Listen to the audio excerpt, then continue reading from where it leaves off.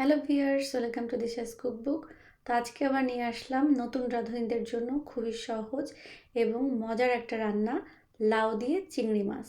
তো আমি এই রান্নাটা কিভাবে রান্না করেছি আপনারা অবশ্যই এটা জানতে হলে আমার পুরো ভিডিওটা দেখবেন। আর যদি ভালো লেগে থাকে তাহলে অবশ্যই আমার ইউটিউব চ্যানেলটা সাবস্ক্রাইব করবেন এবং কমেন্ট করে জানাবেন কেমন লেগেছে।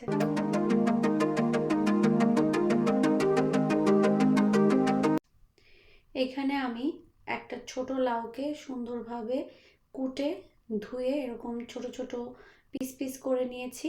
আর যেই পাত্রে আমি লাউটা রান্না করব সেই পাত্রটাতে আমি তেল দিয়ে দিচ্ছি। আমার যতটুকু তেল দরকার ছিল ততটুকু আপনারাও আপনাদের প্রয়োজন অনুযায়ী তেলটা দিবেন। আর তেলের সাথে তেল যখন গরম হয়ে যাবে এর ভিতরে আমি দিয়ে দিব আমার প্রয়োজন অনুযায়ী পেঁয়াজ, সাথে দিব আমি সামান্য রসুন। তবে পেঁয়াজটা আগে একটু হালকা একটু ভাজবো, ভাজার পরে আমি এর ভিতরে দিয়ে দিব হচ্ছে রসুন। আমি কিন্তু সবসময় আপনাদেরকে বলি যে আমি কিন্তু তেমন কোনো আয়োজন করে আপনাদেরকে আমি রান্না দেখাবো না। আমি নর্মাল আমার ব্লগে যেভাবে রান্না দেখাই আপনাদেরকে আমি খুব সহজভাবে সেভাবে রান্নাটা দেখাই দিব। তো এখানে আমি দিয়ে দিয়েছি আবারও প্রয়োজন অনুযায়ী লবণ। প্রথমে আপনারা লবণটা একটু কমই দিবেন, কারণ লবণ কম হলে পরে কিন্তু তরকারিতে অ্যাডজাস্ট করা যায়, কিন্তু বেশি হলে কিন্তু সেই জিনিসটা খাওয়া যায় না। পেঁয়াজটা একটু ভাজা ভাজা হয়ে গেলে এর ভিতর আমি সামান্য পানি দিয়ে দিব। আমি আসলে কুচানো পেঁয়াজ রসুন খেতে বেশি স্বাচ্ছন্দ্য বোধ করি। আমার বাটা পেঁয়াজ রসুন খুব কমই ভালো লাগে, এই জন্য আমি এখানে কুচানো পেঁয়াজটাই বা রসুনটাই ব্যবহার করছি। তো এখন পানি দেওয়ার পরে আমি একটু ঢেকে দিব পেঁয়াজ এবং রসুনটা সফট হওয়ার জন্য। দেখেন পেঁয়াজ এবং রসুনে যে পানিটা দিয়েছিলাম সেটা কিন্তু শুকায় গেছে। এর ভিতরে এখন আমি দিয়ে দিব যে মশলাগুলো। মশলা দেওয়ার আগে আমি এইগুলাকে ভালো করে আবার একটু ভেজে নিয়েছি। আমি এর ভিতরে দিয়ে দিচ্ছি জিরা গুঁড়া 1 চা চামচ জিরা গুঁড়া।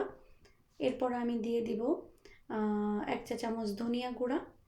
আমি দিয়ে দিব সামান্য, খুবই সামান্য পরিমাণের একটু মরিচের গুঁড়া, জাস্ট একটা কালার আসার জন্য, কারণ শুধু কাঁচা মরিচের কালারটা আসলে সবাই পছন্দ করে না। আমার কাছে মনে হয় একটু মরিচের গুঁড়া দিলে কালারটা অনেক বেশি ভালো হয়। এবং দিয়ে দিচ্ছি পরিমাণ মতন হলুদ। আপনারা মশলাটা কিন্তু আপনাদের লাউয়ের মাপের অনুযায়ী আপনারা দেওয়ার চেষ্টা করবেন। আমার যতটুকু এখানে লাউ আছে আমি ঠিক ততটুকুই মশলা দিয়েছি। এখন এর ভিতরে মশলাটা দেওয়ার পরে আমি কিন্তু পানি দিলাম। আর সবসময় আপনারা ট্রাই করবেন মশলা দেওয়ার পরে সাথে সাথে পানিটা দিয়ে দেওয়ার জন্য, কারণ যেহেতু আমরা গুঁড়া মশলা ব্যবহার করি, গুঁড়া মশলা পুড়ে গেলে কিন্তু তরকারিটা কালো হয়ে যায়, কালচে হয়ে যায়। তো দেখতে পাচ্ছেন আমার মশলাটা কষানো হয়ে গেছে। এখন বেশ একটু ঝোলটা টেনে টেনে আসছে। আমি রসুনগুলা পেঁয়াজগুলা এগুলাকে একটু ম্যাশ করে দিচ্ছি। এখন দিয়ে দিব চিংড়ি মাছ। চিংড়ি মাছটাও আমি আগে ধুয়ে কেটে সুন্দর করে রেখেছি। আর আপনারা কেউ যদি এটা রুই মাছ দিয়ে খেতে চান সেই ক্ষেত্রে আপনারা এই মশলার ভিতরে রুই মাছটা কষাবেন এবং মাছগুলা একটু কষানো হয়ে গেলে আলাদা পাত্রে তুলে রেখে দেবেন।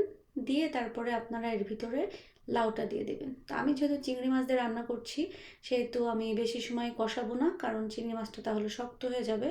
আমি চিংড়ি মাছটা দেওয়ার পরপরই আমি এখানে লাউ দিয়ে দিচ্ছি। লাউ দেওয়ার পরে সুন্দর করে চিংড়ি মাছের সাথে এটাকে মিক্স করতে হবে। আর আমি সবসময় আমি আবারও বলে দিচ্ছি, আমি আর এই রান্নাগুলো থাকবে শুধুমাত্র নতুন রাঁধুনি যারা তাদের জন্য, কারণ আমিও একসময় নতুন রাঁধুনি ছিলাম। আমি সেরকম ভালো রান্না পারতাম না। তো এই রান্নাগুলো আমি খুবই মিস করতাম এবং শুনে শুনে রান্না করতাম যে কীভাবে রান্না করে। তো ভাবলাম যে আপনাদের সাথে নতুন রাঁধুনি যারা আছে তাদের সাথে আমার এই ছোট ছোট রান্নাগুলো শেয়ার করি। তো আমি কাঁচামরিচটা এখন দিয়ে দিয়েছি। আপনারা চাইলে কিন্তু কাঁচামরিচটা নামানোর আগেও দিতে পারেন, সেটা সম্পূর্ণ আপনাদের ঝাল কম বেশির উপরে ডিপেন্ড করে যে ঝালটা কে কেমন খান। তো দেখতেই পাচ্ছেন আমার লাউ রান্নার থেকে কত সুন্দর একটা কালার চলে আসছে। আর আমি কিন্তু লাউয়ে বেশিরভাগ সময় আমরা যারা গার্ডেনের মানে সদ্য গাছ থেকে পেড়ে যে লাউটা রান্না করি সেটা কিন্তু কখনোই আমি পানি দেই না। আমি লাউয়ের পানি দিয়েই লাউ রান্না করি। এখানে আমি সেটাই করেছি, আমি লাউয়ে কিন্তু কোনো পানি দেইনি।